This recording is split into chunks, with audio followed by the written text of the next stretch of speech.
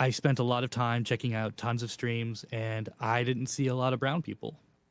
I don't. Still to this day, I don't. When I find one, it's like finding your unicorn. Welcome, everyone. Hello. Super excited to be Thanks here. for having us. So, welcome. So I'm going to start with this. I guess in a second we're going to introduce ourselves.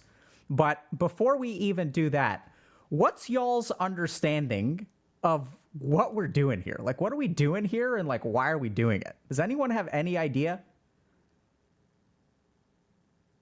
I have a decent idea. I mean, obviously we're all like creators, Yes. right? So we all have something in common there, and there's a lot of interesting topics that we can talk about in relation to that. Sure, bring our own experiences to the table and stuff like Absolutely. I was under the distinct impression that you were going to be our Nick Fury and we were going to form the Avengers, but I am somewhat of a pseudo boomer, so I don't understand that reference. Can someone please explain it to me? there's like 30 movies. I haven't seen any of them. that. No better time like the present. Who can explain? That's what I've been doing. Who can explain to me what metric seconds is saying? So there's this IP called Marvel. That I'm they aware of. have the Avengers. Okay, they have the Avengers, which is like a group of superheroes from all sorts of different backgrounds and stuff, and they come together under Nick Fury's lead, and that's the best way I can describe it.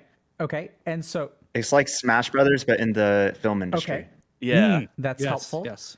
And anyone else have something that they want to add about kind of what we're doing here, or what the goal is, or what y'all are, or is that pretty much something? Yeah, go ahead. Maybe to like give an insight as well into what it's like to be a creator.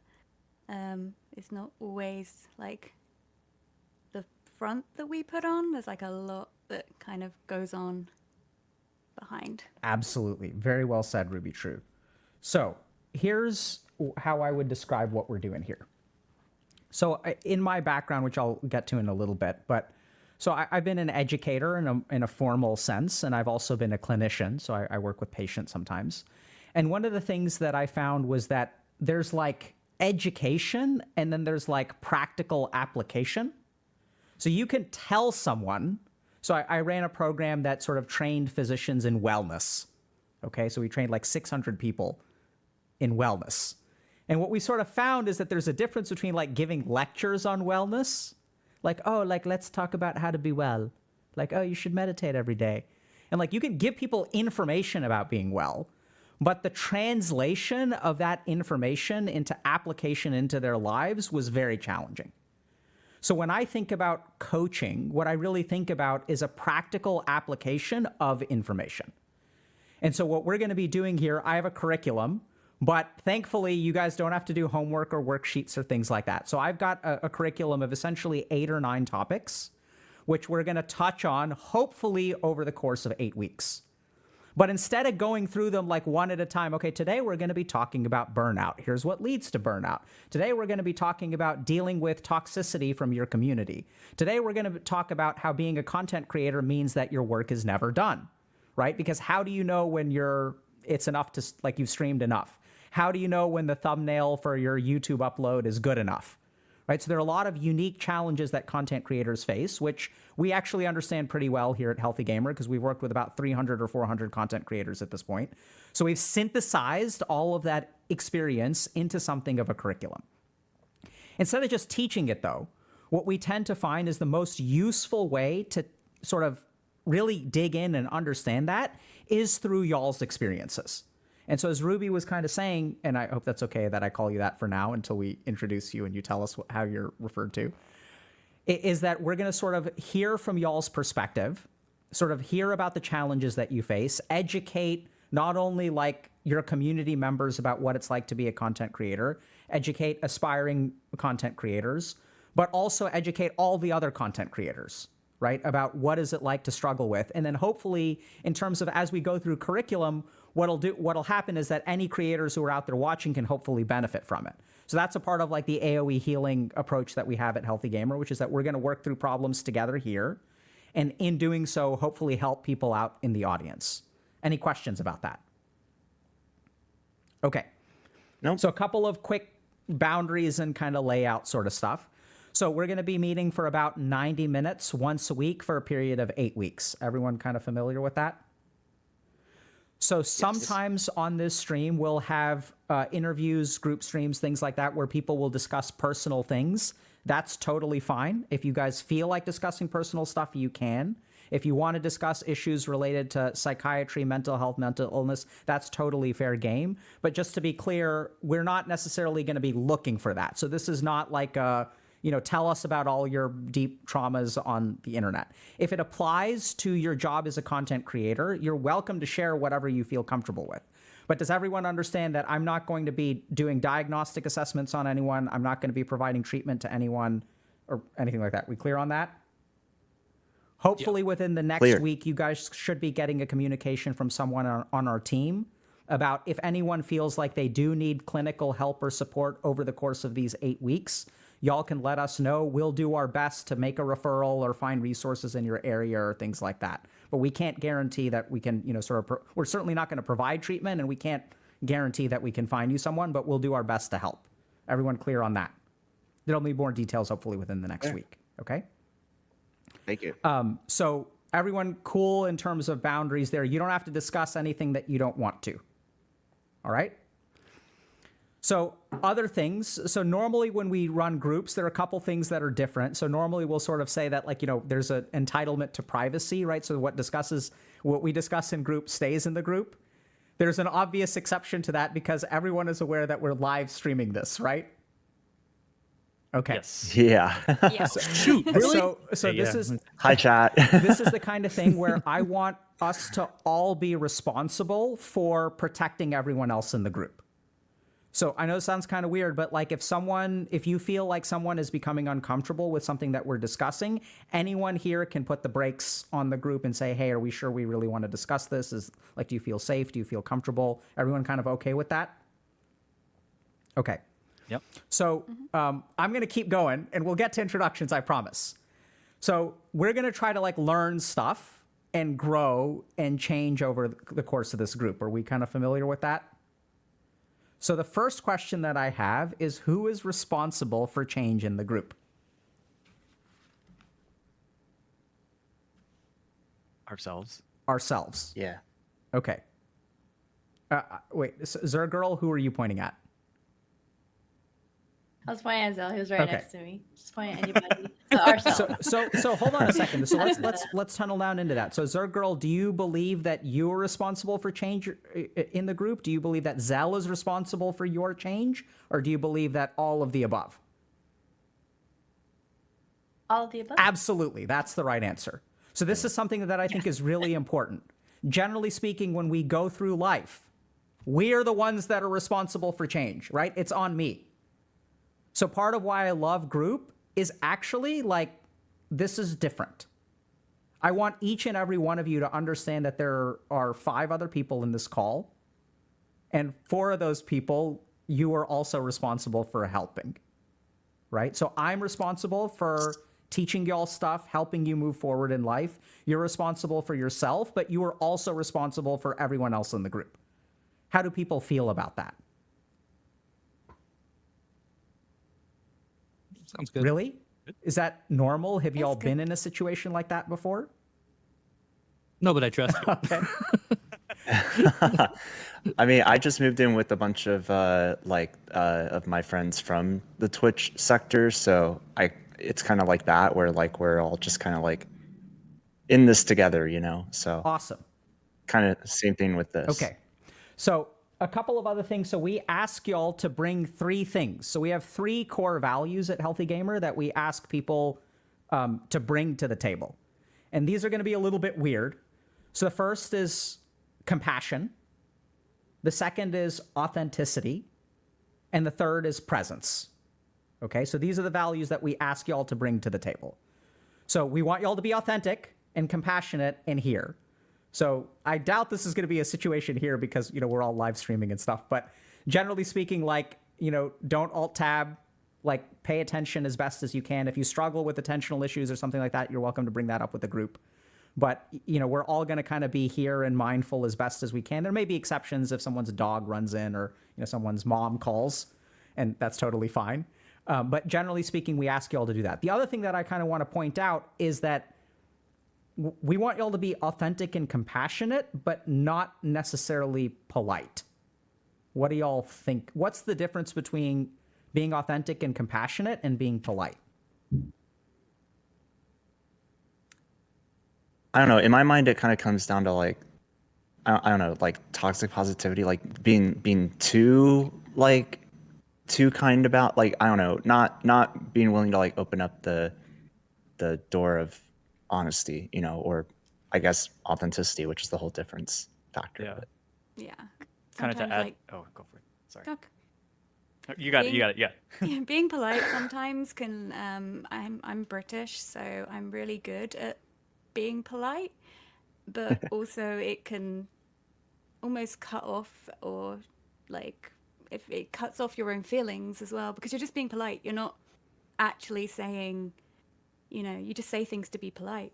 Like Yeah. that's how you go through life, like a lot of the As a time. Canadian, I agree. So Yeah. yeah. Yeah, so I think it's kind of interesting because sometimes, you know, what we tend to find is that as people are polite, right? So I once was working with someone who was kept on getting into troublesome relationships. Oh, you know, like this relationship fell apart, this relationship fell apart, this relationship fell apart. Everyone out there is mean and toxic. And then at some point, like if you really want to be like authentic and compassionate and help someone with this problem, you got to ask the question, like, maybe it's not everyone else, maybe it's you.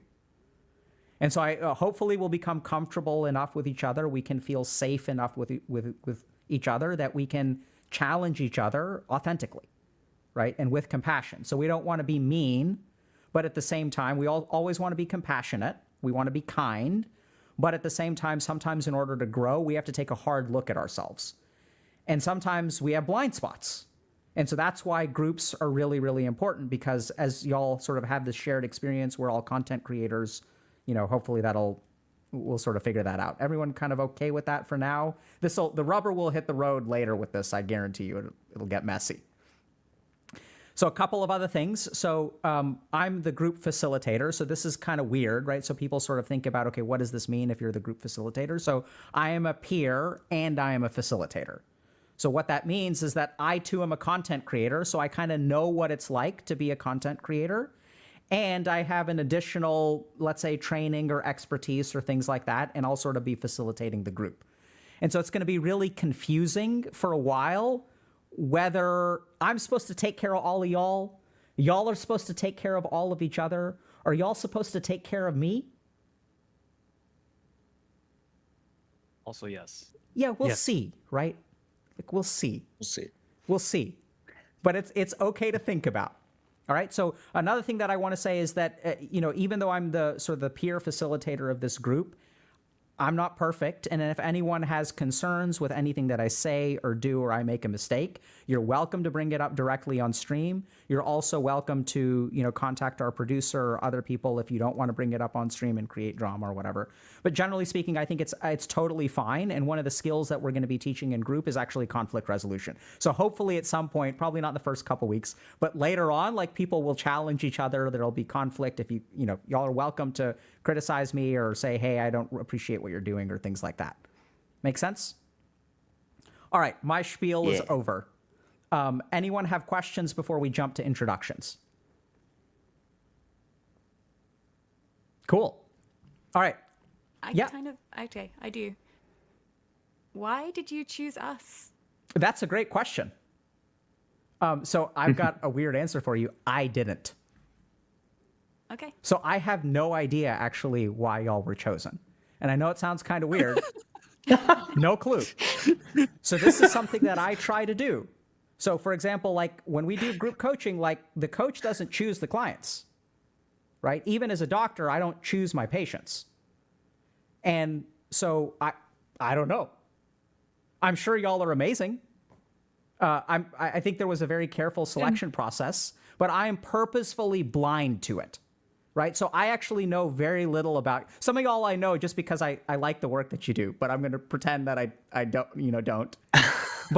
Actually, I purposely try to come into this completely blind so that I have no preconceived notions about any drama that y'all have been through, or that you're a good person or bad person, or you play a particular video game that I dislike because I play a competitor or whatever. Or for example, that just as an example, like I've been Protoss since day one, and 6-pool rushing is for noobs, right? So for all that kind of stuff, we want to be like, I actually have no idea. How does that sound? Is that weird? It's not weird at all. Nah. Sounds Great good. question. I actually play Zerg too, but random. Good to hear. Any other questions? I commend you. Can I not go first on introductions? Because I'm terrified. Absolutely. Do Thank other you. people okay with metric seconds not going first? So Yeah. it's I fine want to with me. commend 2 people already. Ruby for actually asking a question. Because I don't know if you know this, but like most of the time if someone's like, does anybody have questions? No one ever asks a question. You'll notice that? So I commend you for actually taking the opportunity. And you've actually opened the door. I don't know if y'all get this, but you've opened the door for other people to ask questions. Do you get that, Ruby? So if we want to really dive in before we get into it, which I can't help myself, do y'all think metric seconds would have been more likely or less likely to share his concern about going first if Ruby had not asked a question? I'm gonna go on a whim and say less likely. Yeah. Right? Did you notice that, metric seconds, that like you sort of like, since someone broke the ice, it was easier for you to break the ice? Oh yeah. Right? So that's really cool. So like he was able to share a concern that he's got. And we haven't asked you for your pronouns yet, so apologies if I, misgender anyone. But like, No, you got it. but that's good. really awesome. So I think participation in the group is going to make things easier for everyone. So strong work for both of y'all. One person for asking a question, and a second person for letting us know what their boundary is. Right? So now we're going to learn how to respect that. So let's do introductions. Do y'all want me to go first, or do you want me to go in the middle, or do you want me to go last? Where would you like to go? Damn it, Ruby. This is your making things. I assumed I would go first, but out of politeness, I gave people the choice. Then go Okay, first. thank you. I will go first. Other people okay with that? So Well what done. I was thinking Sounds in good. terms of introductions is tell us, what you go by or what you want to be addressed by. Please also, this is a chance for you to tell us a little bit, and all the viewers, about your stream, what kind of stream you do, things like that. And I personally would love to hear a little bit about how you got to be a content creator, like why you became a content creator. And also, just to kind of kick things off, one of the challenges or struggles that you face as a content creator. So name, if you want to specify your pronouns, you're more than welcome to. Tell us, where we can find you and learn more about you if we want to see how awesome you are at streaming. And then tell us why you kind of got into content creation and the challenge that you struggle with. Is that cool? Okay. So my name is Alok. Y'all can find me at healthygamer_GG. So I'm a Twitch streamer, but I'm also a psychiatrist by training and spent several years studying to become a monk. I got into streaming because as I was working with gamers predominantly originally at the beginning, I realized that most of the conversations I was having with them were like, I was repeating myself. So I'd work with 50 people, and like with all 50 of those people, I would explain the same stuff about stress, about anxiety, about, identity, things like that. And I just got to wondering, okay, what would happen if I have a public conversation? Could people who were watching benefit? And that's how I started content creation. One of the challenges that I have as a content creator is everything besides the content creation. So there's a lot of stuff that you have to do as a content creator, which is not streaming. I kid y'all not, this is the most excited I am about streaming in like the last 3 months, because I love actually like talking to people, working with people, being with people. And there's a bunch of stuff that goes on behind the scenes, which is work that I find very draining. Oh, y'all can call me Alok or Dr. K, whichever one you feel more comfortable with, by the way. Thank you. Who's next? I'll go next. Cool. All right. Hi, I'm Michael. I go by Smirky. You can just call me Smirky for the sake of this. He, him, his pronouns. let's see. I have been streaming for. I just celebrated 10 years of streaming. I started on YouTube in 2012, and then came over to Twitch around 2015, 2016, and got partnered in 2018. I am a LGBTQI plus variety streamer. I started out streaming a game called Toontown. It used to be a Disney MMO from like way back in the day. So there's probably some nostalgia happening right now for quite a few people. The game is still around, even though Disney shut it down like almost 9 years ago. There's like a community that's kept the community alive. So it's really fun. I always love playing Toontown, but recently I've been streaming all kinds of other games. I tend to play games that are like multiplayer, interactive. So even a game like Cult of the Lamb that's like single player, but like you get the Twitch integration and it's like super interactive. I love that stuff. I also do a bunch of charity streaming as well. So we've raised over $65,000 for various charities since I first started fundraising for charity, which is great. Oh, thank you. It's really great just helping out, using my platform for like a cause much bigger than myself. And I absolutely love to do that. I also just recently graduated college in December, like last December. So I know a lot about like streaming while you're in school and things like that, trying to like how do you balance that, and then also what am I missing? I'm missing something else. Any as part of challenges the you face as a introduction. streamer, or anything in particular Right. that you find challenging? Yeah. Yeah. For me, it's I guess lately it's been the shift from like streaming specifically just like one sole game and catering to that particular audience. And now that I've like broadened my horizons as I continue to do that, starting to do more variety, like, I guess kind of like both catering to that audience and also like a new audience. And then also like consistency has always been a struggle for me too, especially while I was in school, like not really having much of a schedule. So that's something I'm kind of experimenting with right now. And yeah, that's all I got, I think. Awesome. Thank you so much, Smirky. Thank you. Yes. Anyone feel like going next? Yeah, before I forget. Hi. I have ADHD. That's why I'm sat here the whole time going, say the word. So, hi, my name's Ruby. I've been streaming on Twitch for about 7 years, 6 years. I can feel my heartbeat. Hold on. You got this. I stream meditation and wellness content. And that's kind of come around because of my own anxiety and stuff.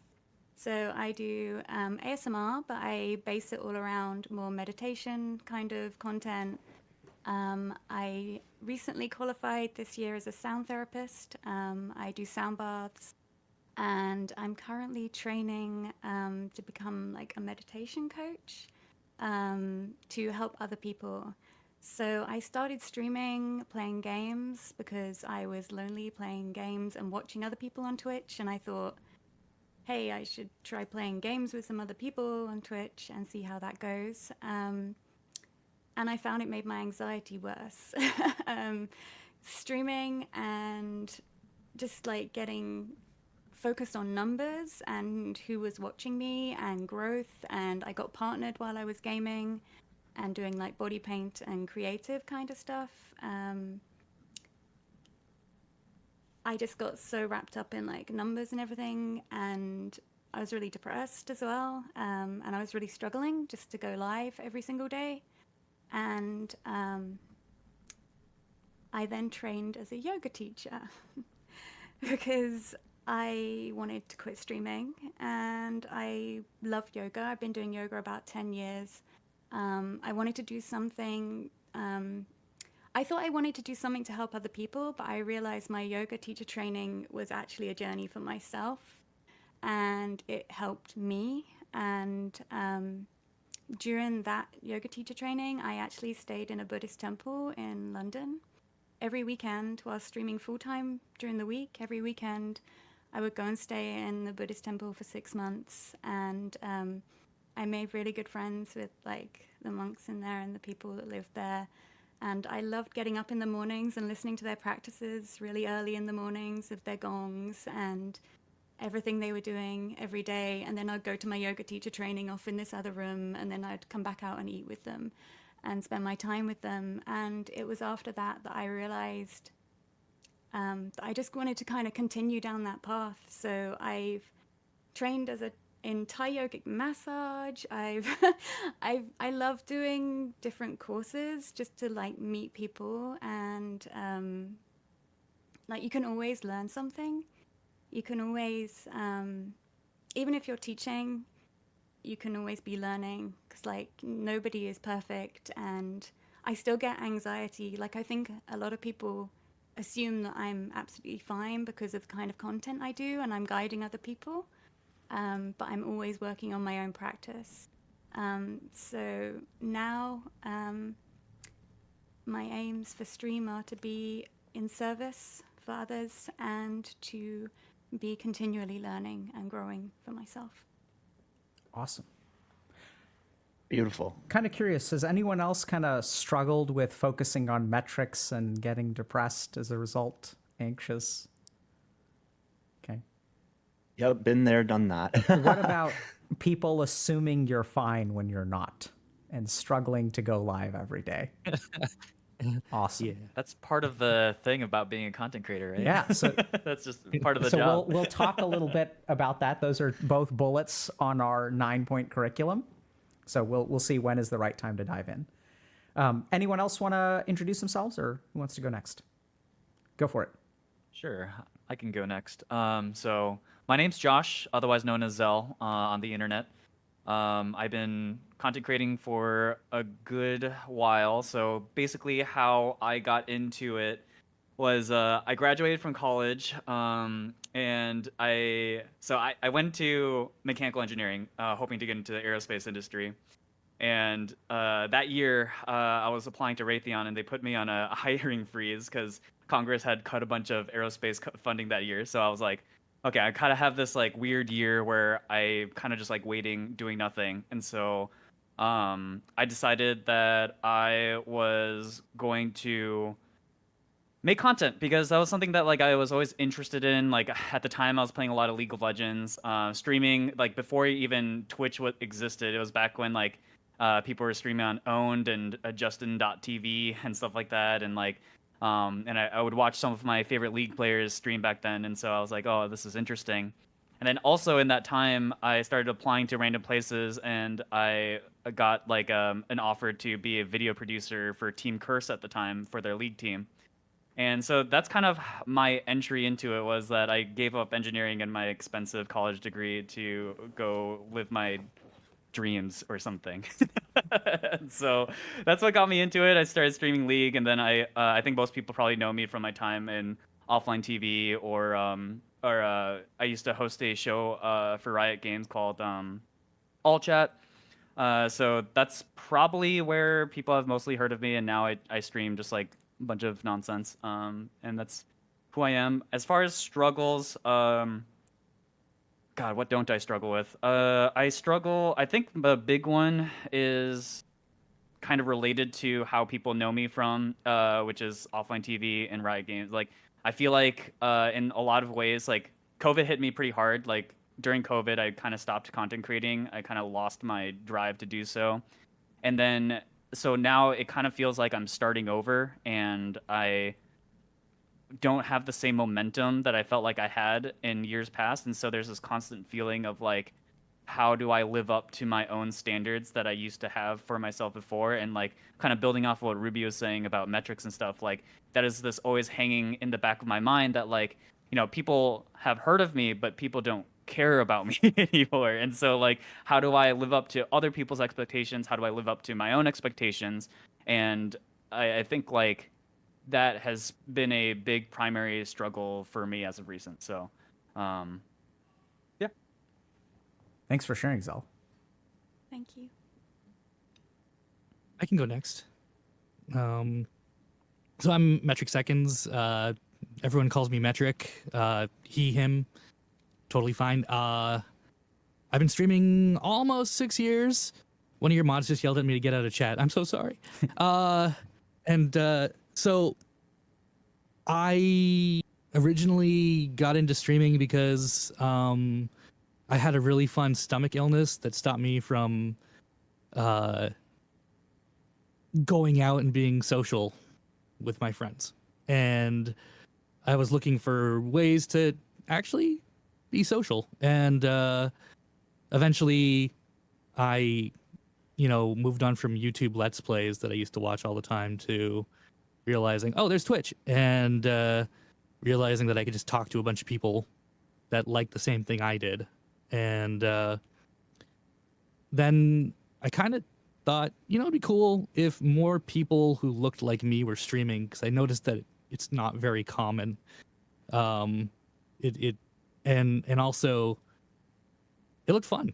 So I saved up for a computer and built it myself and started streaming. And yeah, 6 years in, I kind of made my name on Deathless Runs in Darkest Dungeon. I put 3,300 hours plus into that game so far.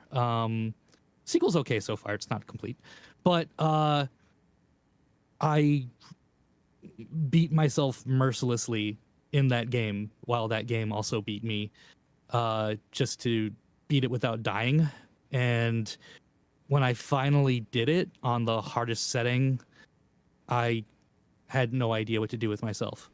I got partnered in that time, but after that, I didn't know what to do. And the goals after that just seemed meh.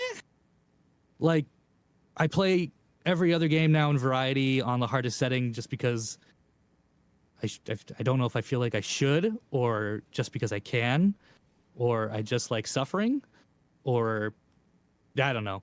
But that's what I do.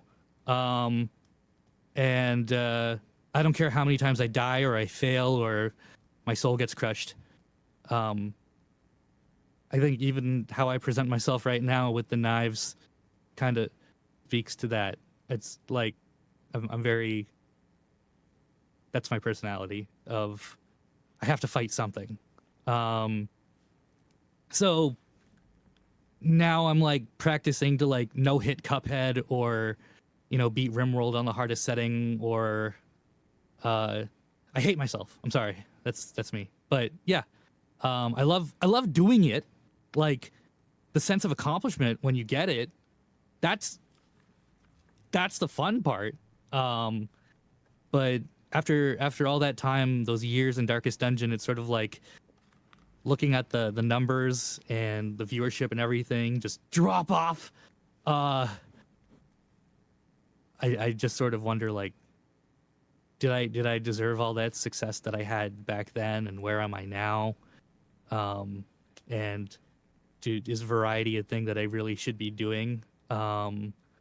Or should I just do the thing where I do one game over and over and then not be happy just doing that, but everyone else shows up for that? And is that really any different from a 9-to-5 job where you do the same thing over and over again that you don't necessarily love? And I don't know. So I have days where I feel like an abject failure, and then other days where something goes right and I'm on top of the world. So yeah. Okay. Thank you so much for sharing, Metric. Thank you. And, Zergirl, do you feel comfortable introducing yourself? Oh gosh, I'm last. Hey everyone, my name is Kathy, aka Zergirl. I've been streaming on and off on Twitch for like the past 10 years or so, and it's just been everyone's like talking about all the variety games they've done. Obviously, for me, it's just been nonstop StarCraft 95% of the time. I mostly just stream StarCraft Ladder, playing team games with friends or getting coached by other people. And my streams consist of me kind of going over gameplay or just like what's going through my thoughts at the time. So that's the majority of the content that I create. And streaming was something that I picked up when I was in college at the time. That was Justin TV around that long time ago. And people were just telling me like, "Hey, Kathy, you play this game. It's getting popular on Twitch and Justin TV. You should try sharing it with folks." And then once I started streaming, a lot of people were interested in the game and like talking about it. So it just kind of picked up from there. And then I realized I could make some money off of it, as well as opening lots of doors of opportunities. Um, I would say like my streaming experience was very helpful into where I am today. Right now, I work at Activision Blizzard King, so the company that actually made the game. My background also consists of working at Minecraft as well, and a bunch of other service jobs like waitressing and whatnot. So, and one of the challenges I have these days is kind of balancing that corporate job and streaming and trying to maximize my happiness from both. But yeah, nice to meet everyone. Awesome. Welcome.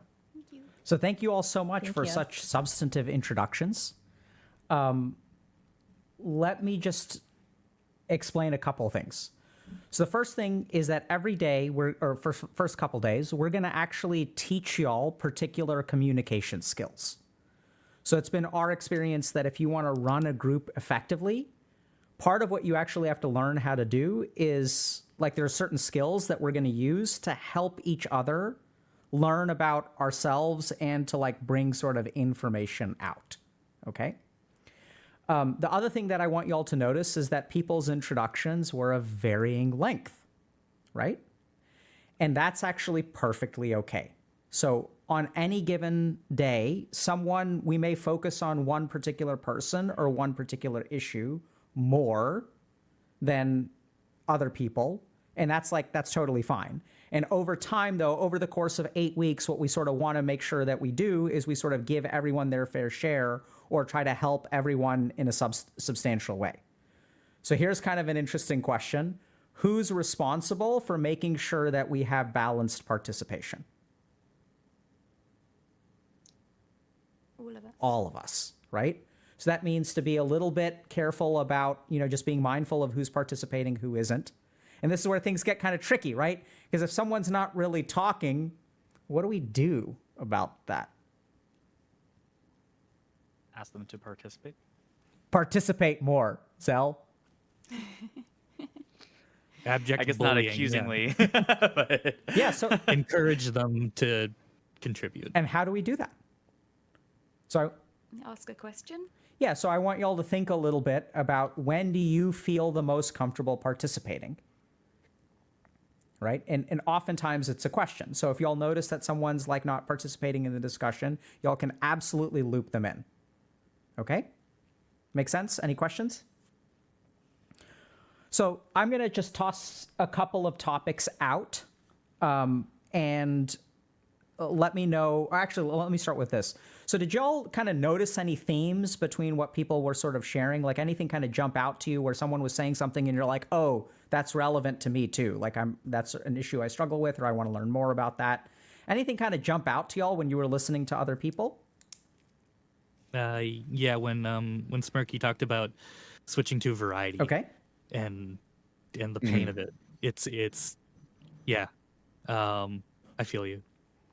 I've had my fair share of going to panels and like learning as much as I can about variety streaming. So yeah. Okay. And For me, it was Zerg with the balance between corporate and content creation, because like because now that I'm graduated, I've been toying around with the question like, well, do I actually finally get the chance to like be more consistent with streaming, or should I like, try and get a job to get on my feet, but then how can I, be a little more consistent with streaming? So I don't know. It's a topic that's been floating around in my mind too, in terms of my future. But yeah, Do both. that popped out. Do both. When I heard that, it reminded me like when I was working at Riot but also streaming, and I was figuring that out, and So I came up with something that I tried and didn't exactly go super well, so I could share that at some point too.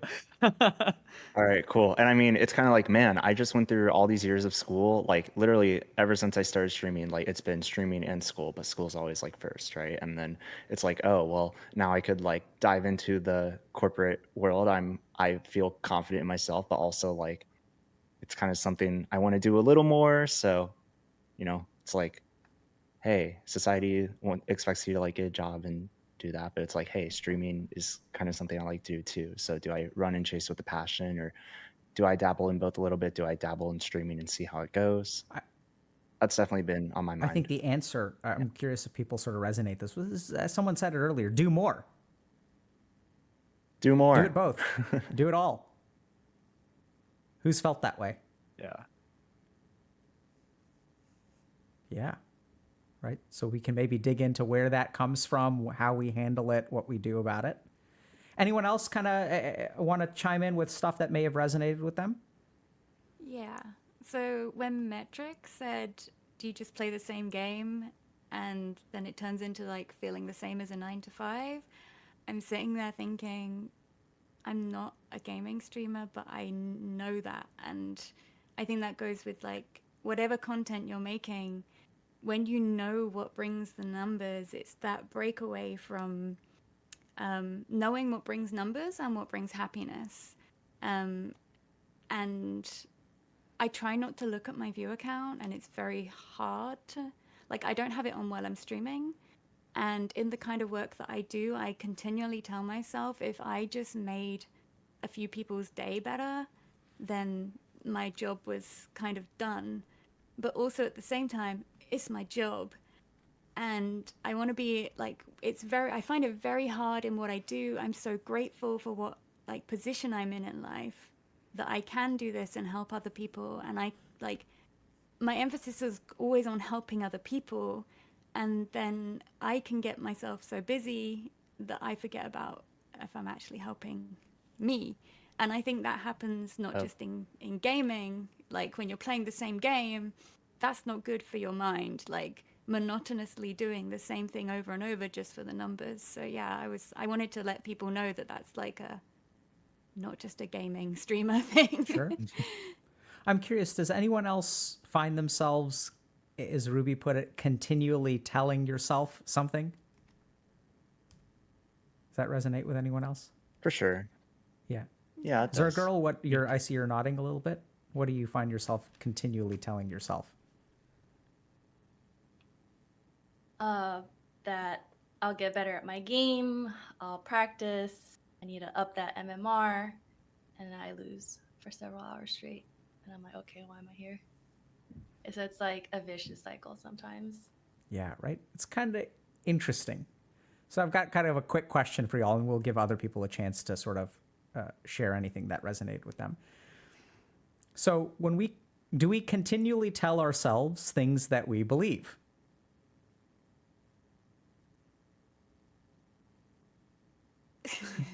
I'm going to We go over can. affirmations here and affirming. Yeah, basically. Yeah, affirming.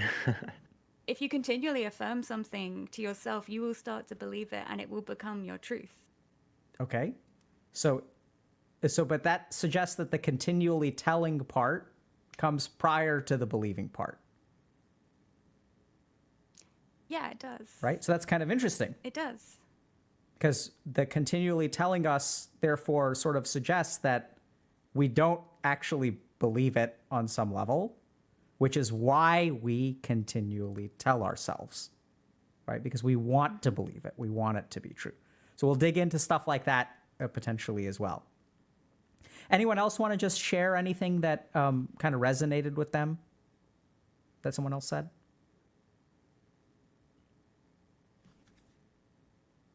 Okay. If something else pops up, let me know. So I have a list of like a ton of stuff. These are all the discussion topics. 8 or 9 of these are things that we've sort of prepped for. I think there's a lot to discuss here. So I'd like to actually start by sort of teaching a skill for the day. And the skill that we're going to be learning is digging into ambiguity. So sometimes, if you pay attention, people are going to be making statements that are a little bit ambiguous. So I'm going to highlight and digging into ambiguity is an opportunity to expand into what someone is saying. So I'm going to highlight two things that I've heard. I mean, all of y'all have done this, but I'm going to sort of highlight two things that jumped out to me. So Metric said at some point, I noticed when I was streaming that other people didn't look like me. And so I find myself being curious, like, what does he mean by that? How does he perceive himself? What did he see as other people? So that's like a good example of, like, you know, if we sort of inquire about that, like, we can learn a little bit more about what he was perceiving. Maybe he feels like a little bit of an outsider, you know, like we can kind of get into stuff like that. Zell kind of opened the door for us a little bit more. And he's like, I was trying to figure out work-life balance and I tried something, and I can share that later if people want. So that is Zell being polite, right? Do y'all see the politeness there? I do. Somebody explain the politeness. They didn't want to take up our time Absolutely. or force information Yeah. upon us. Yeah, that, you know, being mindful of the, I guess, like the setting that Yeah. we're in, all the people watching. Let's be mindful of everyone else. By the way, I'm a little bit on the sarcastic side and exaggerated side. Zell has already pointed this out, right? He's like, if I want to bully people, I can say what you said. But so that's just my MO. And if that, you know, rubs anyone the wrong way, please let me know. I can absolutely tone it down a notch. I am, after all, a content creator. So let's just think a little bit about this politeness. So, like, who here, when Zell said that, like, did we ask him about it? Is that because we haven't had time? What are the reasons that we may not ask about it? I made a mental note to ask about it later. Right? So sometimes we've got to be a little bit careful because Zell is being polite. But I'll give you all kind of an example. So, yeah, how's everybody's week going? Oh, my week sucks. I went through a terrible breakup. And then in that moment, I don't want to, like, bog down the group with my story. And then are y'all going to ask me about the group breakup? Yeah. If they want to talk about it. How do we like, know? If they want to share, you ask them. Beautiful. Do you want Yeah. to talk about it? Yeah. So I can see Ruby's experience as a healer in other parts of life really shining through here. Right? So one of the challenges that we sometimes face is that, like, we want to also respect the person's boundaries, right? Where it's like, does the person want to talk about their breakup? Do they not want to talk about their breakup? So this is where we're just going to have to figure out where our balance is as a group in terms of digging into ambiguity, because the thing is, Zell is polite, right? Like, Zell is like, I don't want to monopolize the time. And at the same time, digging into that kind of stuff, maybe he's got a strategy. Maybe we can together piece together different kinds of strategy, because work-life balance or balancing different things seems very important to people in the group, right? So it sounds like it's an important discussion. So what I'd love to do is for y'all to be able to dig into ambiguity. And as Ruby sort of mentioned, we can just ask about it. So does anyone have an idea? If I wanted to dig into the ambiguity of Metric, sort of in the appearance issue, how could I do that practically?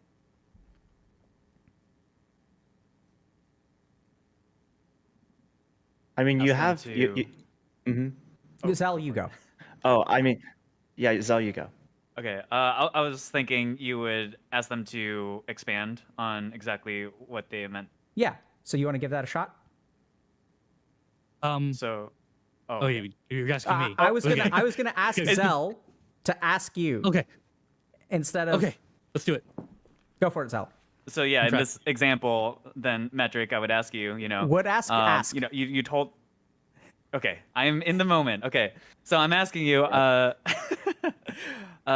when you said that people who streamed didn't look like you, what exactly did you mean? Like physically, or like, could you maybe I would say expand on that? physically. It's just that I joined Twitch in, I think, 2016, and I spent a lot of time checking out tons of streams, and I didn't see a lot of brown people. I don't. Still to this day, I don't. When I find one, it's like finding your unicorn. It's like finding a happy delivery person. Delivery people are not happy. You ever find one? They're just not happy. You find one, you hold on to that. But Dr. K, like, this is the first time I've ever shared a screen with another brown person. it's like my mom, when I talked to her about this stream, she's like, no one's gonna be racist to you, are they? And I'm like, well, I mean, the host is brown, so I think probably not. You know, it's his channel, and I'm gonna use him as a shield. He'll protect me. But I to this day I don't see a lot of brown streamers. I see even less brown partners. I know of like maybe a handful, and it makes me sad. And it's not just to say that like, oh, you know, I'm brown, you should watch me. That's definitely not it. It's, you know, putting something forward that people want to watch. I just wonder if I would be more successful if I didn't have a face cam. I think about that all the time. That if people didn't know. So, you know, that's what I mean. So, Awesome. Thank you for sharing that. Like, Yeah. how do people feel right now? sad. Yeah, it's never like enlightening when like the scale of like diversity and representation is not as great as it could or should be. And it also I guess reaffirms the drive for me to uplift, you know, other voices, not just, you know, people that are like me, but also the other people around me too. Yeah. The part about your mum, you know, she's always having to think about protecting you in that way, Yeah. you know, and Mm-hmm. it just, yeah, I appreciate you sharing so that I can listen and just understand from your point of view and, yeah, just help in any way that I can. Sweet. How do you feel, Metric? I've felt good sharing that. Terrified to even say it in front of so many people because it feels like, you know, oh, he's bringing up race. Because I don't like talking about it. You tend to get shouted down a lot when you say anything about it, even if it's your lived experience. So, yeah. And so let's just circle back to a couple things, then we'll talk more about this. But good job, Zell. Right? So I don't know if y'all remember, but Zell asked like a really nice question. And look at what's happened. Right? So like Metric walks around every single day with this thought, like, I'm an outsider. Right? And that's something that I noticed too. I made another observation. I hope this is okay. Please let me know if this makes anyone else uncomfortable. But I noticed that brown people are underrepresented in the streaming community and also in pornography. You know, it's kind of like a weird observation, but I just like noticed it. I'm not trying to, hopefully that makes, it was just an like, cause we don't talk about that kind of stuff. And I'm kind of curious, does anyone else feel like an outsider in the streaming community?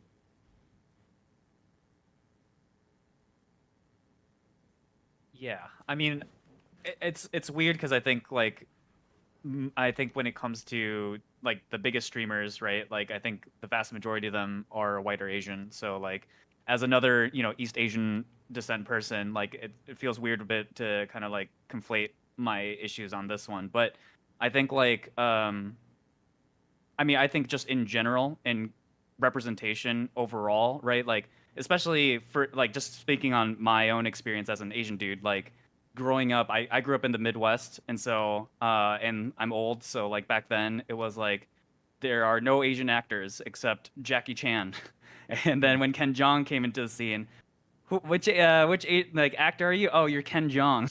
It was like, you know, there was nothing that people could relate you to because representation just literally didn't exist, right? And like the amount of times that I've been told that I am just the, you know, biggest, like, you know, the Jackie Chans, the Bruce Lees, the, you know, like the symbols of age, and like I think it wasn't until even more recently in terms of like beauty standards too for Asian dudes, like, you know, how frequently do you ever see an male Asian actor ever kiss somebody on screen Yeah. in movies or whatever, right? So like so I think that totally empathize with you there, that like there is this sense of like, well, yeah, no one has any sort of understanding of who I am and what like I could even be related to, because you've never even seen it, you know? Like so I yeah, I guess Yeah, I like understand. Western beauty standards made me feel like constantly ugly. And the other thing is, people would come to my stream and say like,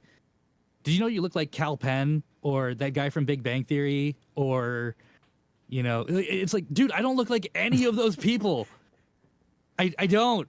Like I am coincidentally brown at the same time as they are. That's it.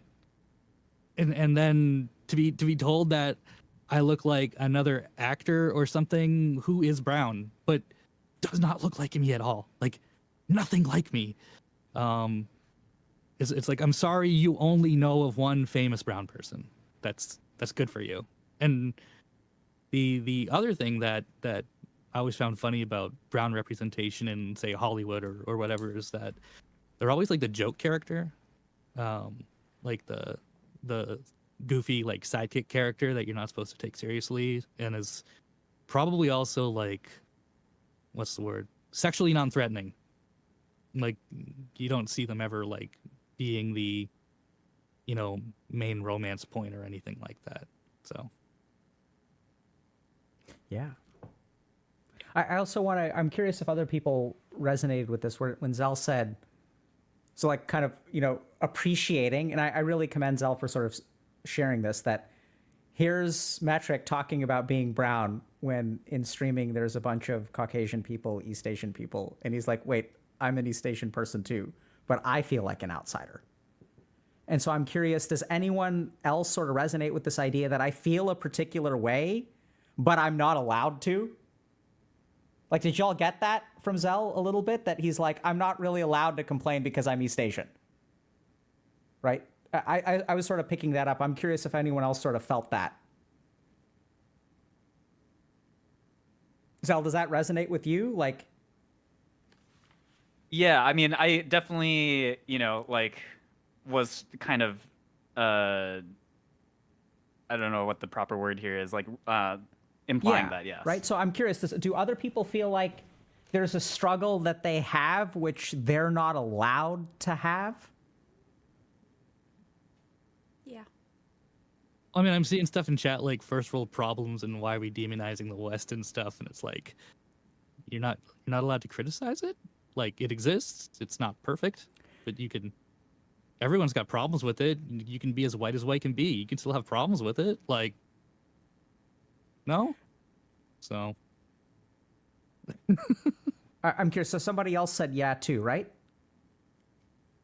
Yeah, but mine just feels like so trivial compared to. no, And you're. that's why. Yeah. I'm calling you out. So. I'm Dr. being K honest with you. Dr. K originally asked if you feel out of place in the streaming, like on Twitch and stuff. So I have had a lot of pressure when I started doing the content that I do now to not do the content I do now. I had pressure to do more gaming because I could get more sponsors. You can get into parties, you can get more sponsorships, you can get free stuff from like companies, like, oh, why don't you do like a couple of gaming streams a week, because then you can be involved in all this Twitch stuff, because I'm not traditionally Twitch, you know, I'm not what people think of with Twitch. And I'm not traditionally what people expect in the ASMR category either. I'm on my own and it's taken me a long time, and actually I've had coaching with one of Dr. K's coaches for about a year. I did. I think I was one of your first people, and it took a long time, and it was still after I finished my coaching that I was like, okay, this is my superpower, not being like anyone else and sticking to what I want to do. But then every now and then there'll be something like TwitchCon, which I was made an ambassador this year, which kind of like affirmed that stick to the thing that is you kind of thing. It kind of like affirmed all of that to me. But still going to TwitchCon, nothing felt like it was for me. And, you know, nothing, not that I want the event to be revolved around me. Like, I'm just one person. There's loads of people there that do gaming, but it can make you feel very outsidery, you know? And as someone who's neurodivergent as well, I suddenly realized why I hate parties. I enjoy fun, I enjoy gatherings, I enjoy friends, I enjoy people. I just really struggle with events and socializing and just lots of noise and people and which makes sense as to, I only got diagnosed last year, so it makes sense as to why I've ended up where I am kind of in life. So yeah, that's how I kind of feel outsiderish of Twitch in general. Is it okay if I ask Ruby a question? Mm-hmm. So in your category of streaming, do you feel like you feel like an outsider because you might be written off as, like, some people write off women who do what you do as like being an e-girl or something like that? Do you have to fight off that kind of thing? I have a lot of trouble with this. Not because I'm against anyone else doing what they want to do and what Right. they are doing. It's the assumptions that everyone is the same, which people Right. shouldn't be doing to anyone in that category. Full stop. Each creator is their own creator. They shouldn't be assuming that anyone's doing anything. And then I get treated that I'm acting like I'm not like the other girls, by other people in my chat. So, you know, the whole I'm not like the other girls kind of thing. Right. People come in and be like, it's so good to finally find someone not showing cleavage and licking a microphone. Oh, and like they instantly get timed out by my mods. I don't allow, like, we're not going to talk about other people in my chat. You either come in and you join in with my content. We're not there to bash anyone. We're not there to bring anyone down. That's like against everything that I do. And so they'll get a little timeout, and my mods will say, well, you're here now and enjoy this. We don't need to bring anyone else down, and we're not having that discussion. But people will try and poke that discussion out of me, about ASMR and what ASMR is. And at the end of the day, my answer is everything will be made sexual, and everything in life can be made sexual. Like, from car sales, they can make that sexy, like, to football. You know, they used to have women painted up on the pitch in England and stuff. And like, if something's not sexy, it can be made sexy. Everything can be sexual. It's ASMR and like that kind of stuff is like music to me. You can't just listen to one genre of music, one song, and be like, oh, I hate music. Every ASMR creator is different, and everyone's doing it their own way. They're making sounds, they're creating content in their own way. But yeah, as an ASMR, like, I stream in the ASMR category doing meditation and stuff because I don't know where else to go, and it brings in the most viewers because most people are looking to relax. A lot of people are in that category because they do have anxiety, because they're looking for, they're just looking for that kind of content. So yeah. Sorry if I went on a bit long. Be sorry. It's very insightful. So yeah, that's kind of how I feel like I don't fit in. So, Metric, how did it feel to ask a question? Nice. I mean, she went in depth, and I found out exactly what I wanted to know. So, I'm glad I asked it. Cool. So, I don't know if you all realize this, but we've been doing this for about 70 minutes. Does it? Lies. yeah. interesting, right? How do y'all understand that?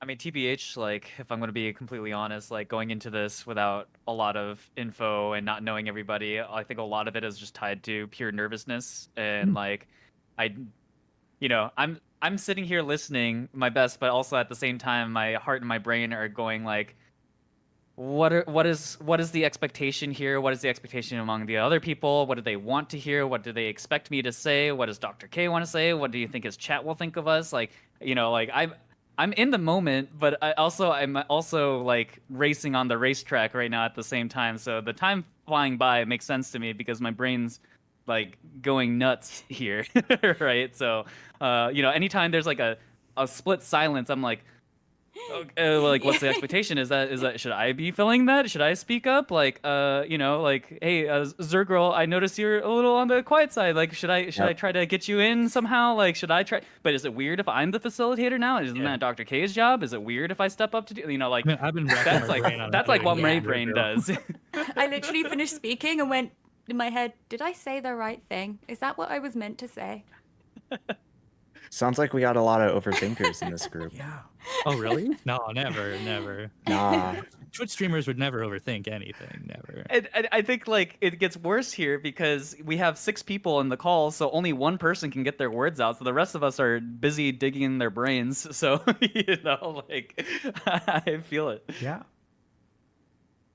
Anyone else? So Zell, thank you for sharing.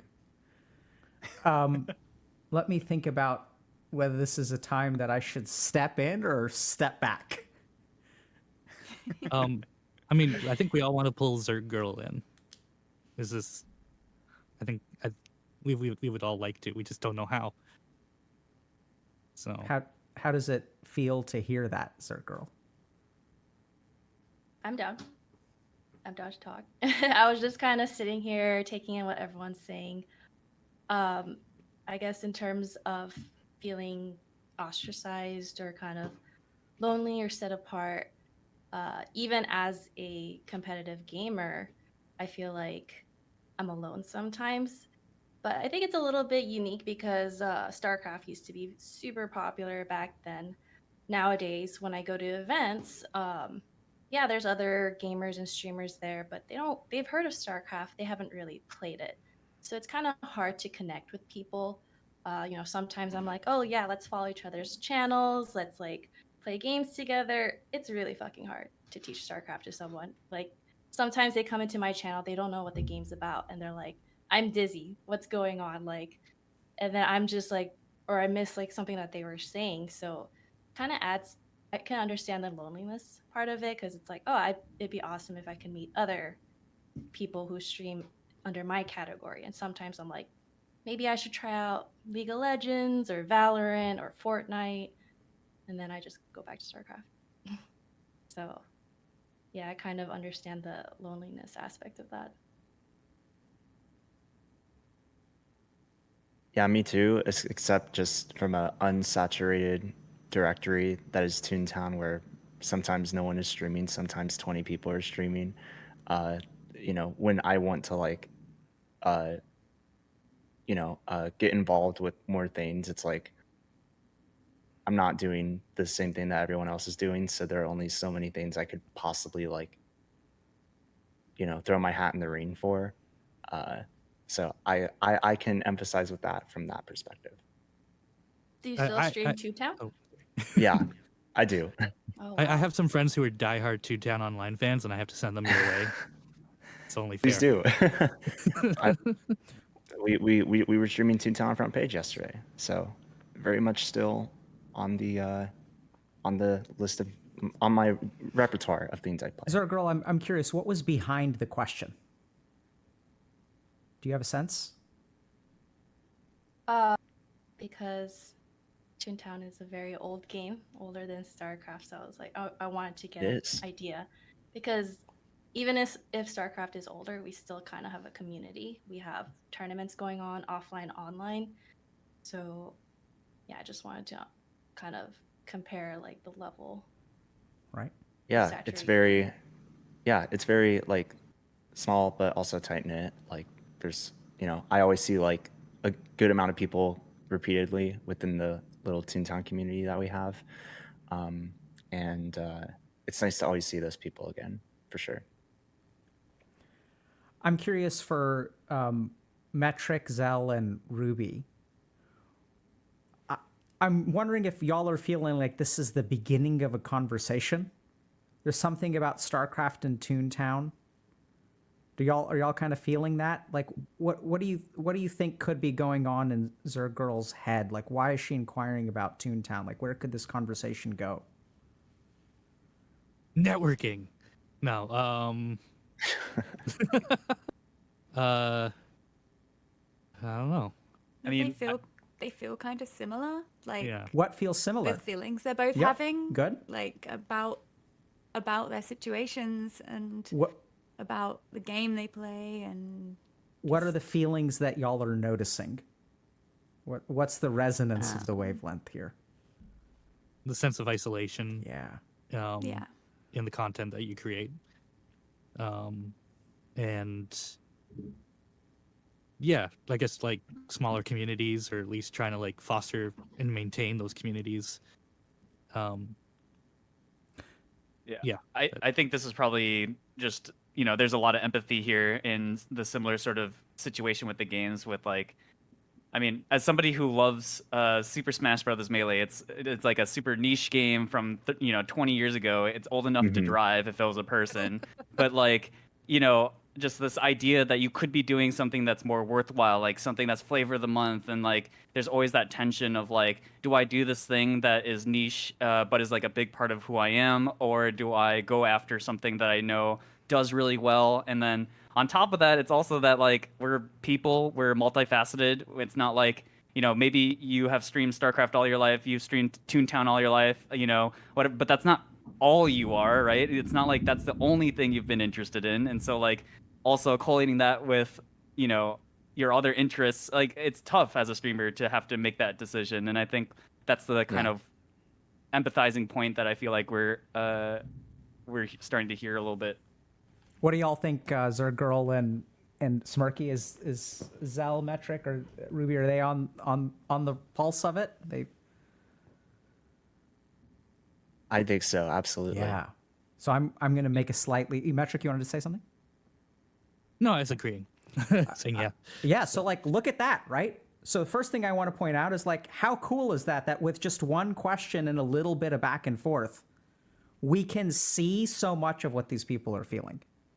And so now I'm going to make a hyperbolic statement, which is supposed to be kind of almost emotionally engaging.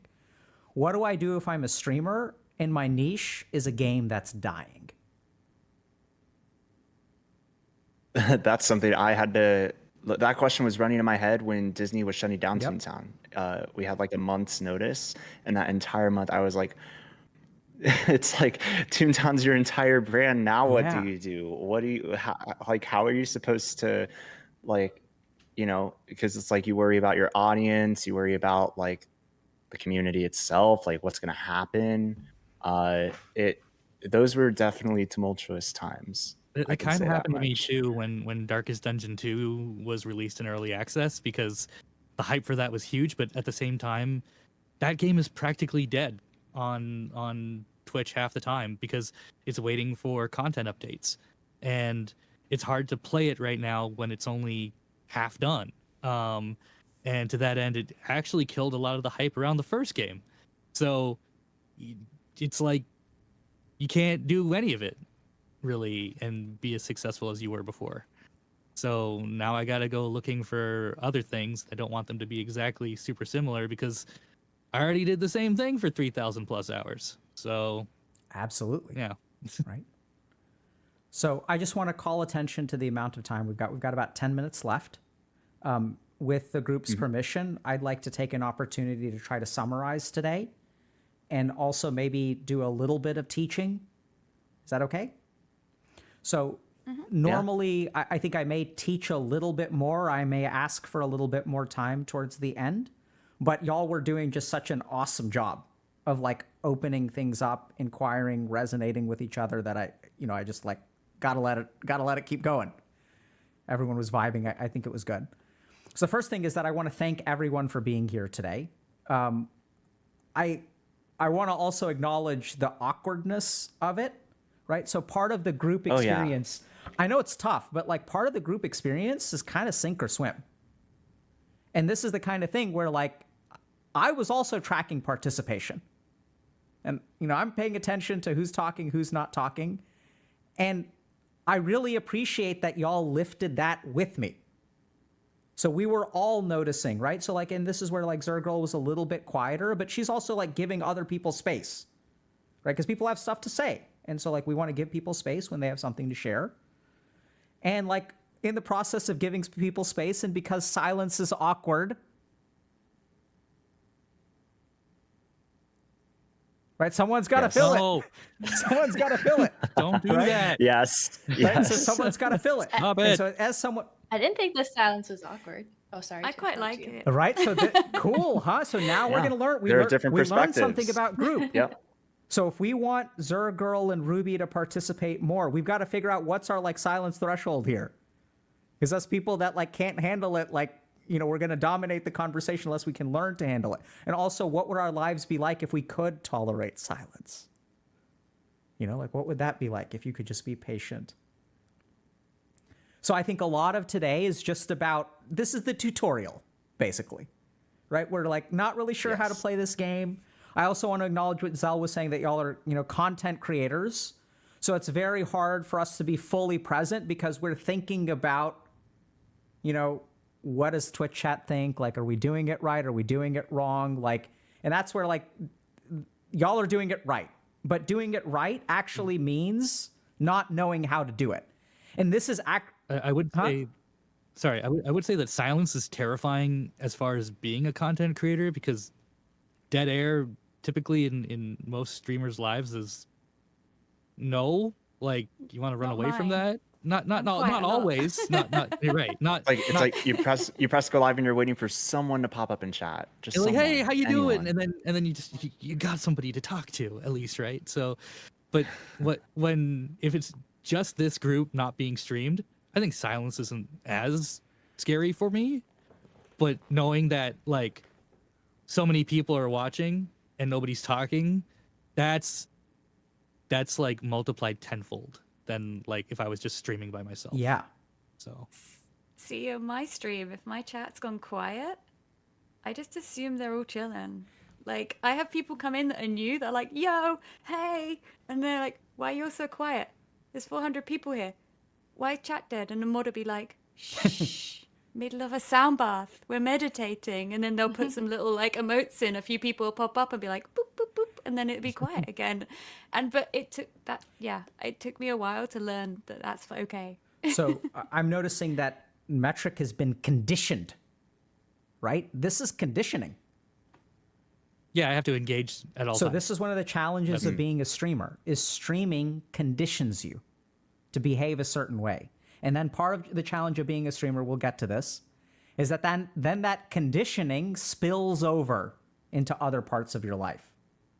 Because the way that streaming shapes your brain, you carry that brain with you everywhere you go, into your interpersonal relationships, into your romantic relationships, into, being on for your friends, and now you're a streamer and that's how people identify you, and what kind of judgment does that come with, et cetera. So there's a bunch of stuff that gets tangled in.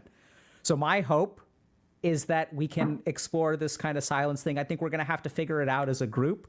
We're not saying that Metric has to become fully comfortable with it, but he's got to be able to tolerate it to give people space to, step in. So we're gonna focus on that a little bit. But I think today was the tutorial. Sure. Y'all all did an awesome job. It's gonna be awkward. It's gonna continue to be awkward, but that's actually the point. Because I want y'all to appreciate for a second, or think about, we retreat from awkwardness.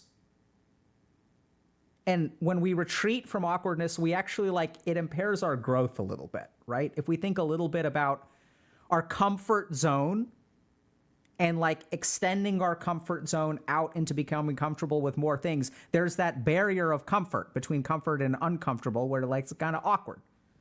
So we're going to figure this out, because this is a weird situation. People don't talk like this. You don't meet someone for an hour and people are like, yeah, like, you know, I feel racially isolated. I feel like, you know, the game that I'm in is dying and now I don't know if I should variety stream. And then like, but there's a lot of common themes here, right? Because, and Ruby's like, okay, I'm going to do ASMR and that's my niche and that's like my journey and like it went really well. And now I'm an ambassador for TwitchCon and now it's like, you know, I'm wondering if Smirky's kind of thinking, well, if I keep on streaming Toontown, will I be an ambassador for TwitchCon one day? Like, who knows, right? What's the right answer?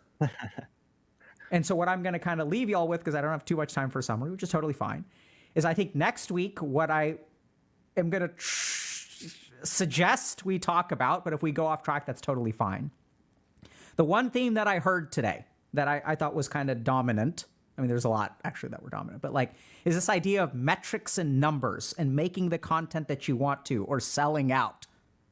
Do I change games? Do I become a niche? Do I start becoming a variety streamer? What do I do when my game isn't working? Do I lean into like, do I become a content creator? Am I an artiste who isn't going to, you know, give in to the changes? And if I switch over to LOL, no offense to LOL, you know, or Valorant or Apex or whatever people are playing, GTA roleplay, you know, do I need to do that? Like, and what does it mean to be a streamer? Do I chase the numbers? How much do I chase the numbers? You know, so here's what my experience has been as both a content creator and having worked with other content creators. So this is like where the teaching comes in. So it's our belief at Healthy Gamer, we may be wrong here. And let's be fair, we're not the most successful in terms of content creation, right? So we're not like the biggest content creators on the planet. But it's my belief that the best content comes out of like an authentic desire to make something. When you're like your authentic creative self. And when you kind of take that authenticity and then play the metrics game, that's when you become the most successful. So it's not sacrificing yourself and selling out for the sake of metrics, but it's also like, we got to be honest here as being content creators. We can't just show up and make art and ignore all the numbers, ignore all the trends and things like that. It's all about, and I think y'all have also brought this up, a lot about balance, right? So how do you access those parts of yourself that are, you know, authentic? And this is where, you know, I'm kind of thinking about StarCraft because I love StarCraft. StarCraft is the reason that I almost failed out of college. I love the game. So I played it a ton. And there's a part of me that's so grateful that Zerg Girl still plays StarCraft.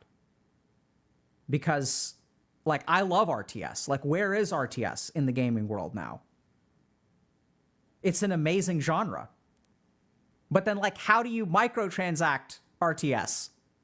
Like, we don't know how to do that, so people don't make RTS games anymore. You can't make RTS pay to win. No one would play. And if it weren't for people like Zerg Girl, or I mean, I'm not particularly familiar with Toontown or whatever, but like, you know, how do you keep this, like, Zerg Girl's keeping it alive? You know, so how do you balance these things? How do you balance who you are as a creator, what you want to build in life, with the metrics, with the job? You know, with the like, okay, what do I do? Like, how do you figure out what this balance is?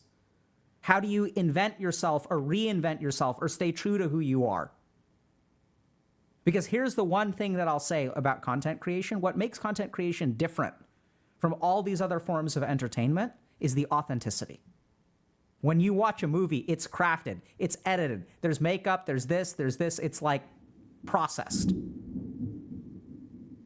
When you watch TV, it's processed. We even have reality TV, which pretends to be authentic. Right, but I don't know if y'all have heard of, like, you know, people who've been on reality TV shows and how actually like artificially inflated it is. Yeah. Yep. But what y'all are is authentic. Y'all don't have the production budget to be fake. Right? I mean, literally, my roommates were like standing behind my setup trying to get me to laugh just a moment Right? ago. Like, I can't fake that. And so the reason that content creation of this kind is growing is because I think there's an appetite out there for like authenticity. And when I think about, you know, y'all think about y'all's community. And I think the reason that y'all have the community that you have is because of your authenticity. It's because, you know, you got to play the game of trends a little bit. So next week, what I'd love to do is kind of dive into that, because I think that's a lot of the essence of being a content creator, is the struggle between, you know, what kind of content do I make? And talking a little bit about balance. How does that feel as a topic? Good. Sounds great. Yeah. Cool. I had something else, but I forgot. Yeah, I'm blanking. Oh yeah, and just That's how you know it's not scripted. so Zell was saying, like, am I supposed to talk? Am I not supposed to talk? Honestly, just to share this with y'all, I wasn't sure either.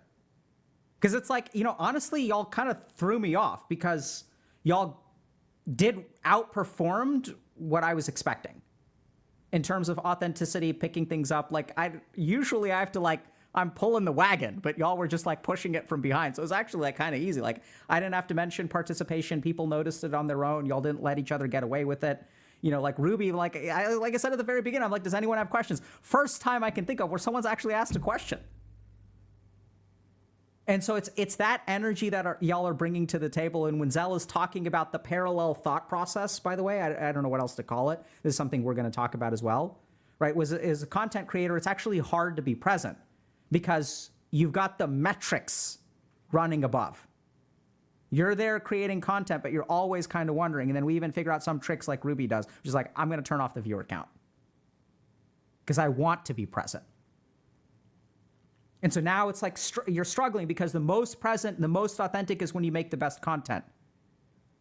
But you also want to know what gets viewers to stay and what gets viewers to leave, because that's how you grow.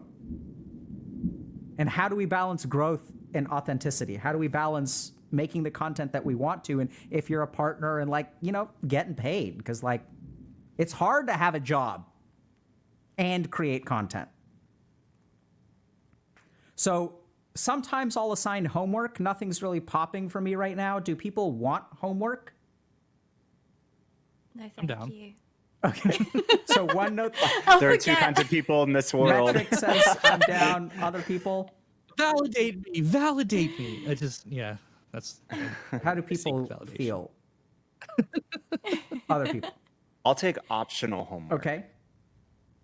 If my mods are watching, can you please write homework down? So it's not going to be like, you know, write an essay about moral themes in Dostoevsky. So I just want y'all to think a little bit about. So let's pick one of two things. So we're going to focus on balance, but I'm going to give you all a choice. Okay. The first is balancing, like, work stuff with life stuff. And the second, streaming stuff with, like, non-streaming stuff. So that could be work, it could be life, it could be personal relationships. And this is the direction that the group wants to go in. Versus balancing, like, authenticity versus metrics. And, like, creating content for the sake of, like, passion and love versus, like, this whole, like, well, at this point it's become a 9 to 5. And the whole reason I became a streamer is because I didn't want a job where I have to wake up every day and do the same damn thing. So what resonates with y'all more?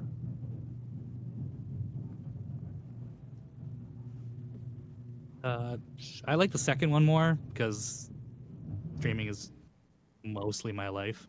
So I'd forgotten the first one by the time you finished the second one. I was. So I was laughing. I was like, Okay. GG. No. So the first one was, so, like, basically streaming, non-streaming balance, and the second was, like, authenticity versus metrics. the second one. Yeah, the second one. We can always touch on both of these topics if we really want to throughout the course of this we'll get to whole both. thing, right? Yeah. So, so I'm totally down to do the authenticity side of it, because I always say, like, I preach authenticity, like we're an authentic community, but, like, it's also good to, like, talk about it with others and really pinpoint what that means. Okay. So Zal, Zergirl, y'all have opinions? I'm gonna go against the mold, and the first one I resonate with more. But that said, they both have things that I relate to, so I'm also down. And if we're gonna get to both, then I'd defer to the group on which we hit first. Zergirl? Ditto. Huh? Ditto. Okay. So I'll start. Well, this is the homework. Okay, it's going to be simple. So you guys could write an essay if you want to. You can think about it in the shower if you want to. You can do whatever you want.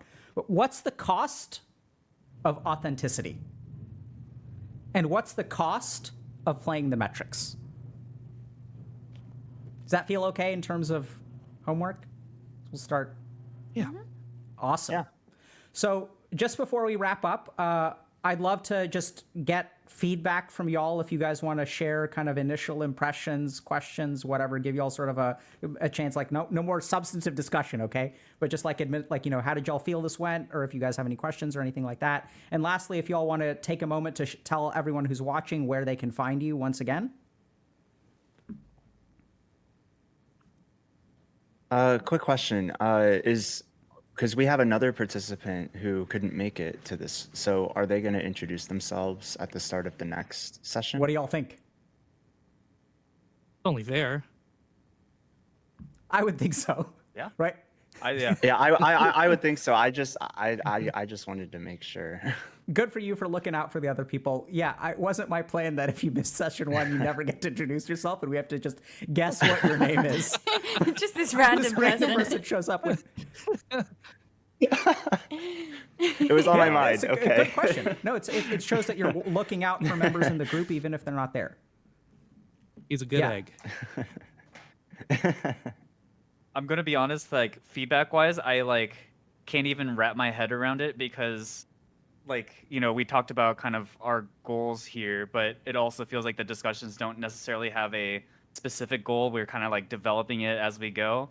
And so my brain, because I'm very I like having my objectives in front of me, it's very hard for me to think of proper feedback over this thing that doesn't have a specific directive behind it.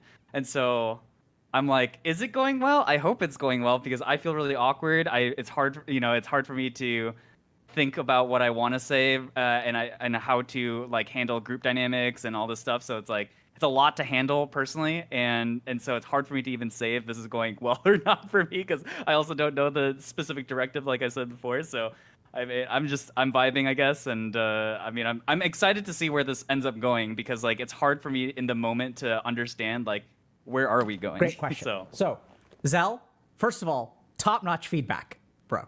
Seriously, right? So Zell shared with us what his he's like, what on earth are we doing here? So I'd love to, because you like objectives, we're gonna bail you out a little bit, okay? So here's been my experience working with people. There's a couple different ways you can help people. One is you show up and you say, hey, by the way, here's an 8-week curriculum. I've never met any of y'all before, but I have all the answers. And I'm going to give you this on week 1, and it's going to help you, and it's going to give you this on week 2, and this on week 3, this on week 4. But in my experience, that actually does not help people very much because there's no individuality of it. Now, you can organize a class that way, but the whole point of the group coaching experience is that it doesn't have to be a class. So we have opportunities available, which we don't need a curriculum that goes from week 1 to week 8. Now, that makes people really confused and very uncomfortable because that's not how school works.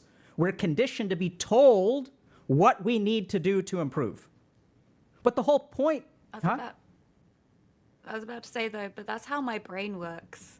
The way, this conversation that we've all had today is fine for me. So they're definitely different people. So the open format is more comfortable for some people, and some people are more organized, right? Mechanical engineering degree. Makes sense. And also, the other thing that I'm going to share with you, Zell, is just a kind of hypothesis, is that oftentimes when people come in with a problem, that's actually not the problem.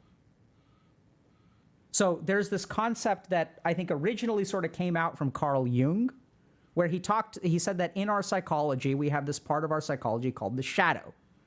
And the shadow is the part of our psychology that we're not really aware of. It's the stuff that we suppress. And so by definition, all of our problems come from the shadow, or most of our problems come from the shadow. And the reason they come from the shadow is because the stuff that we're aware of is the stuff that we know how to fix.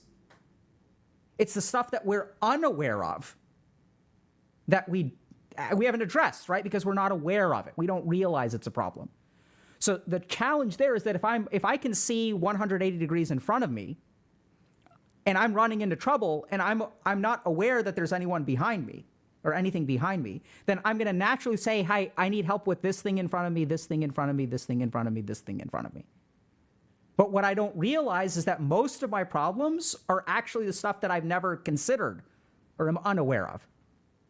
That's the other reason why the open format actually works really well, because you can come in and say, I struggle with this, I struggle with this, I struggle with this. But here's the thing, all of y'all are successful content creators. All of y'all are good at what you do. All of y'all can optimize. All of y'all have success in your past and hopefully in your future. And so if we really want to deliver the most value to you, the exploration comes before, right? So in medicine, we say good diagnosis precedes good treatment. I'm not going to give you all the treatment. I'm not going to give you any treatment technically, but we're not going to give you the answers on week 1. And I think it's actually arrogant to assume that we would. I mean, like I said, I've got a curriculum prepared and, a lot of it's similar. But this is where I know it's going to be unusual for you, Zell, which is totally fine, right? And we're going to help you become more comfortable. But that's part of the reason that we do it this way, because you may be surprised at what's holding you back. You may be surprised. You may think like, oh, like, do I do the metrics, or, I'm known for this or stuff like that. And like, there may be a lot of core stuff here. I mean, I remembered a couple of things that kind of jumped out to me that were sort of like, what's going on with this person? And like, who are you? Because when it comes to like, what's the right choice? Do I do this or do I do this? There's not like a right choice and a wrong choice. The choice depends on you. So we have to start by understanding who you are, right? So I'll give you all just one simple example of this. So we talked about the theme of loneliness. And this is the kind of thing where if you're lonely and you're making content to fix your loneliness, what kind of content would you make? Versus if you learn how to no longer be lonely, you deal with that loneliness in here, what kind of content can you make? It's kind of a weird abstract question, right?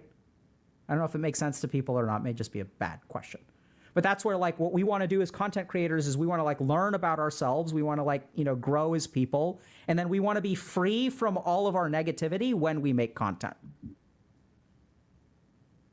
And so it's going to be a little bit weird. I don't really know where it's going. But what I do know is I've done this time and time and time again, and it tends to work really, really, really well. Is that enough structure for you, Zell? I think that makes sense. Yeah. Okay. Other feedback? Thoughts? From a technical standpoint, I know I was told not to look at chat. I'm sorry, but I looked at chat. There were some people who said that they weren't sure who was who, and so like maybe in the next streams we could have like labels. Sure. Whatever on everyone's camera, and some people are asking for links in the stream or the guest command or whatever. So why don't we take this opportunity for y'all to just just tell people where they can find you and what kind of streaming you do, right? So for people who missed the beginning. So I can respond to somebody there. My name is not Pink Hair Guy, but it's Metric Seconds. Everyone calls me Metric. I stream at twitch.tv/Metric Seconds. Oh my God, look at that. That's beautiful. Look at that command. That was so fast. Anyway, I was not prepared. I like to play games on the hardest settings and suffer. And I run a very open and accepting community. And we focus on everyone feeling safe and happy while I suffer. That's it. I'll chime in next. Hi, I'm Smirky. Someone said that I look like PewDiePie, and on the contrary, I get that a lot actually. So, and I would actually agree. There was one time I used like one of those like apps where it's like you compare your picture and it shows someone else's picture and it showed his, and I was like, whoa, that's crazy. Anyways, going off on a tangent here. I'm the Toontown streamer. When we keep talking about Toontown, that's me. I've been streaming for about 10 years, been on Twitch since around 2015, 2016, and been partner for 4 years. We do a lot of charity work as well. And I'm an LGBTQIA plus variety streamer nowadays. So I still do the Toontowns and the fun stuffs. And then I'm also trying other stuff. So we have a nice, positive, and authentic community over here on Twitch, and it's a lot of fun. So, name is Smirky. Thank y'all for having me today. I can go next since I went last time. I don't want to be last again. My name is Kathy, and I stream StarCraft on Twitch. My channel is twitch.tv/zerggirl. I know some people ask me how to spell it, so ZERGGIRL. You can find me there. I don't stream that much these days because I work full-time at Activision Blizzard King as well. So yeah, that's me.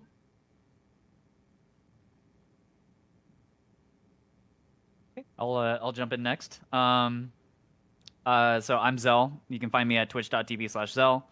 I'm gearing up to do some hardcore raiding in Final Fantasy XIV. I talk a lot about anime, so if you guys are into anime, you can come chat with me about, we've been having really, really good seasons of anime recently, so there's a lot to talk about. So I do a lot of anime stuff, and then I've been also known to talk about Magic the Gathering stuff as well. You'll see me in a bunch of YouTube channels over Magic the Gathering, so if you guys are into that, I see the IAS, appreciate y'all, and yeah, come check me out at twitch.tv/Zell. Okay.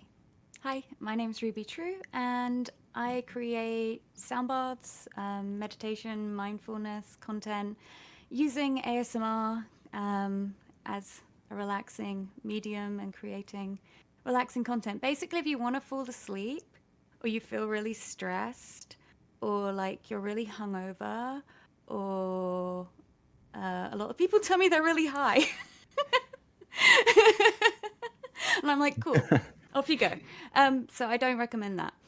But yeah, if you're really stressed and you want to come and chill out, we have a really nice community of people who openly talk and chat. A lot of us are neurodivergent. A lot of us have ADHD. A lot of us find we have a lot of the same issues with anxiety, depression and stuff. So it's a really nice community, just a place to chill out and fall asleep. And yeah, that's me. You can find me on twitch.tv/RubyTrue. All right. Thank you all very much for coming today. We could not do the stream without you. So thank you very much for sharing y'all's perspectives, your experiences. And we'll pick up next week, Thursday at 4 p.m. Are any of y'all continuing to stream right now? I am. Okay. Then we'll just... Yeah, I'll be streaming. Okay, so is that regular for y'all, that y'all stream after this time? Yeah. Okay, so we're going to raid Metric this week. Oh, Jesus Christ, really? No. Who else was streaming? Surprise! I'm Zell? not currently streaming, so you're stuck. Yeah. You got it. No, I'm not ready. Oh, Get ready. You've got about 5 minutes, because I'm going to do my closing, and then we'll send you a raid. And then, okay. we'll Love you. move on from there. So thank you all very much. Take care. Have a good weekend. We'll see y'all Thank next you. week.